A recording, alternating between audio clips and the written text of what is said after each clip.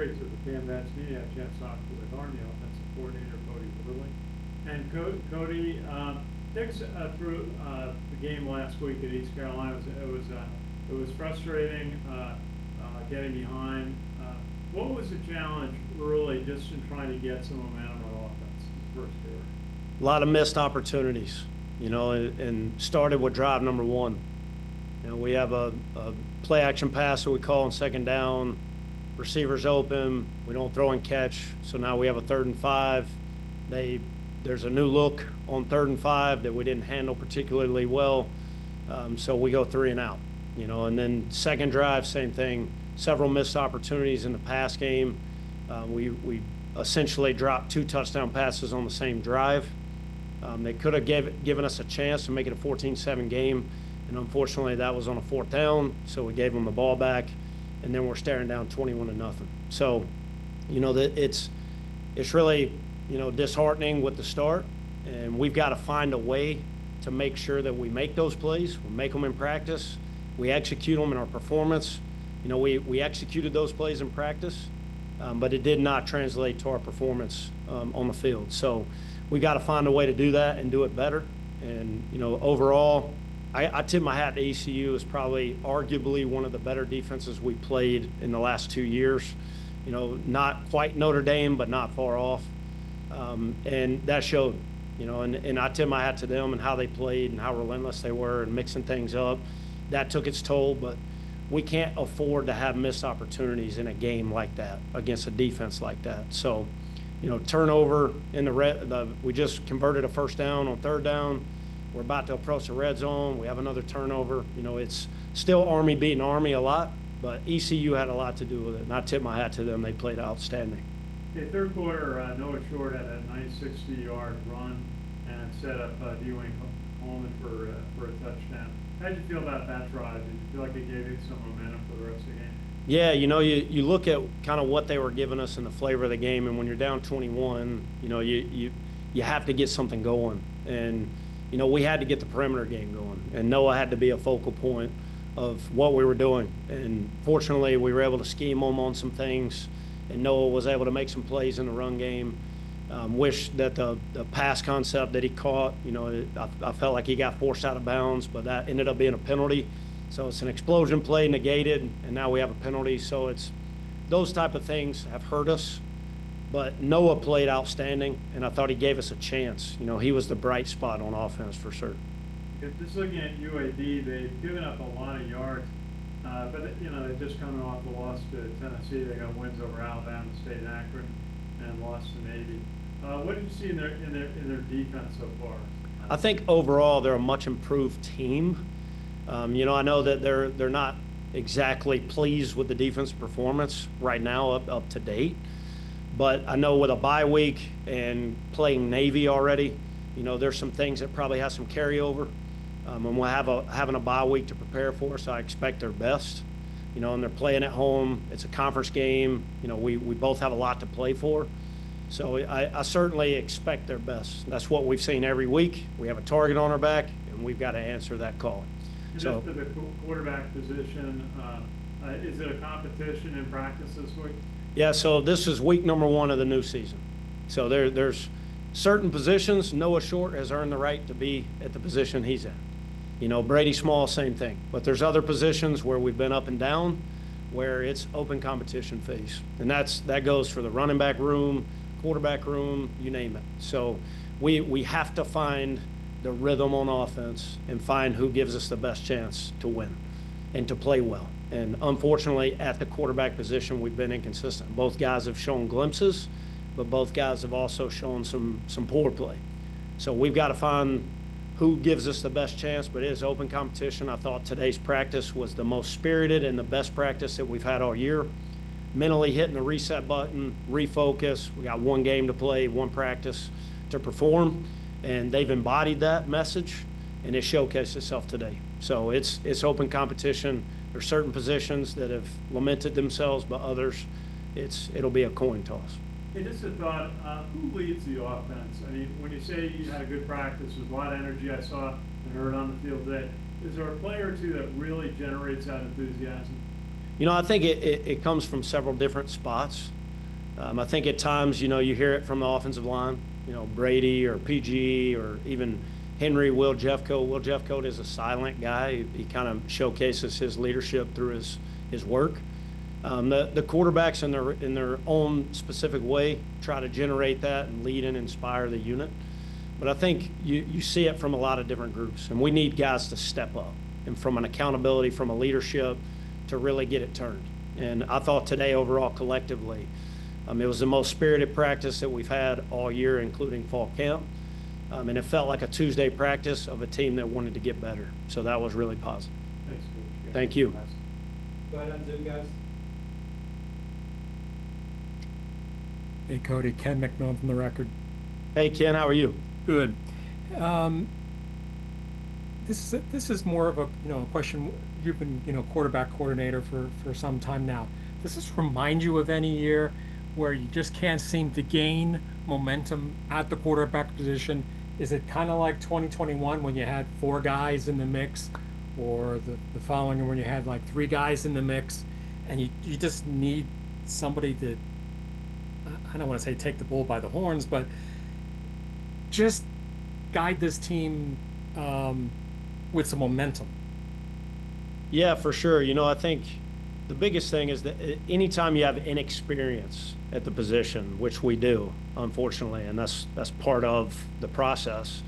But, you look back, and not to compare years or anything like that, but you look back, and anytime we've had guys who have played significant amount, they were much better in the following years. Christian Anderson had experience. Tyler had experience. When they didn't, it was a process. And, Bryson Daly wasn't very good as a junior. He had to find his way. And later on in the season, I thought he found his way after some circumstances, including getting benched. So, I think with the guys that we have right now, I think it's a process. And it's unfortunate, but it's part of it, and I think them learning from mistakes and getting game reps is critical. Sometimes it doesn't show up in practice, and that's something that drives you crazy as a coach. But the more game reps they get, the more experience they get, I think the better off that they will be. And yet your hands are kind of tied here because Dwayne's a senior, and Kale's a junior. Zach hasn't had any playing time, so to speak. So I know you want to push them, but do you also have to do you have to coddle them a little bit? Do you have to be careful how you handle them? Not necessarily. Those guys are mature in how they handle their business, and the only way I know how to coach is to be honest. So I think they appreciate that. I appreciated that as a player. So I'm very open and honest with them. It's the truth is the truth, and the truth is the game film. And they've both shown glimpses of really, really good and shown glimpses of poor play. And, the consistency in getting over the hump is what's critical. And I think both of them are capable, but we need them to play better overall. I just asked Paolo Gennarelli a few minutes ago about whether it's a matter of opening holes or getting proper push off the line, which you guys were exceptional at last year. How do you feel about those 2 aspects? Yeah, I think when you look at it, a lot of it has to do with some of the opponents we played. I think ECU will probably, I'm just going out on a limb, they'll probably end the season as one of the top 25 defenses in the country. Kansas State was really, really talented, and that showcased itself against Central Florida this past Saturday. And then I thought at times we were very, very good against North Texas, who's 5-0. So I think it's kind of like the quarterback position. It's kind of like play overall. We've shown glimpses, and then we've shown some inconsistency. And I think it's building the chemistry on that unit with 3 new faces. It's getting game reps behind us. And I know that's cliche and nobody wants to hear it. They just want to see the baby delivered. But we're in a process-driven business. We develop our players. We can't go buy 3 new offensive linemen. Those guys have to get off. They have to get reps, and they have to gel together. And, I think the more they play together, the intent is the better they'll play. And so I think at times you've seen really, really positive and, blocking plays as well as you can block them. And then at other times, sometimes we lose our individual battle. because maybe that player is really talented or better. And then at times we're inconsistent with fundamentals. So we've got to find a way to be more consistent fundamentally to give ourselves a chance. I asked Paulo who is the next Paulo Gennarelli, whether it's going to be Henry, Will, or Teddy. He wouldn't commit, so I'm going to put it on you. Are any of those three guys really rising to the point of what Brady and Paulo have achieved as far as maybe being all-star status? Any of them coming along? I think it's hard to compare. They're all very different. I think Henry and Teddy have a really high ceiling, and you've seen that at times. And, Teddy Williams has only played 4 games at tackle in his life. So every rep is critical for him. Every rep in practice is critical for him. He has all the tools and the skill set to be a really good player. It takes time in the process. And I think Henry is wired like PG, in terms of his demeanor and his personality. They're very stoic and they're violent, and that's kind of who they are. But they're stepping up in their own way. They're trying to be the best version of Henry, the best version of Will Jeffco, the best version of Brady Small, the best version of Teddy Williams. But, I think overall those guys just need time and need more reps. And lastly, can you just give us an update on the running back situation? Obviously, you guys have been dinged up, and that's given valuable time to the Carson Smiths and Brig Bartoshes of the world. But how are they coming along as a unit? Are you able to navigate with what you got right now, health-wise, etc.? Yeah, it was great to get Jake Rendina back. And he played sparingly in the game. Carson Smith has gotten better every week, and Briggs Bartosh presents a spark, and every rep he gets better. I'm really excited about the future of Briggs Bartosh. I think he's an electric player. He presents problems at that position. He just needs to get better in the fundamentals and playing football. So, I think it'll be a room by committee, and all of those guys are fully capable. And, getting Hayden's not healthy, but he's tough. So he'll gut through it and he'll find a way. So, I think you'll see all 4 of those guys in some capacity play throughout the season. And Jeff today said, he's relying on the starters and the twos. Do you see anybody coming up that you can drop a name on us of somebody who's rising through the ranks, either through practice or scrimmages or whatever? I mean, I think the youth that you've seen in games are really the guys to highlight. A Brady, playing wide receiver and really has stepped up in the role that he's been in.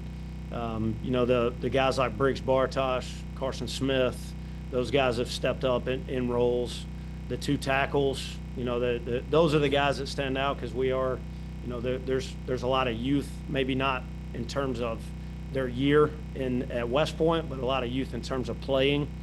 But those are the main guys. We feel comfortable about some younger receivers, younger backs, younger quarterbacks that you get to see in JV games or in practice. But the guys that you've kind of seen as sophomores contributing to the offensive unit right now are the guys that stand out. So it's a little too early for them to crack in. Correct. Okay. Thanks for your time. Thank you. How's it going, Coach? JJ. Hey, JJ, how are you? Not bad. How are you doing? I'm doing well. Can you just talk about the preparation with the quarterbacks this week? Obviously, they've both had struggles at different points throughout the season. Yeah, I think the message to them was pretty clear. It's open competition phase and give me a reason to play you. And I think that's not only the execution in practice, but are you inspiring your teammates? Are you leading? Are you holding yourself to a high standard? Are you holding those around you to a high standard? All that comes into play. Are you putting in extra work? Are you coming to watch film? Are you meeting with me? Those are things that we hold high value at that position. And so, it's open competition phase at a lot of positions, and that one included. Obviously, everybody knows Trent Dilfer and what he's accomplished. How does his experience and everything bring a unique challenge to you guys with his offense and defense this year?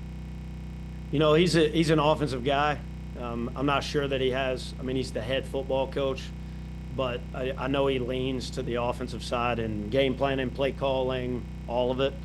I think his level of expertise and understanding. He made a lot of transitions on the coaching staff this year, new defensive coordinator, new defensive staff.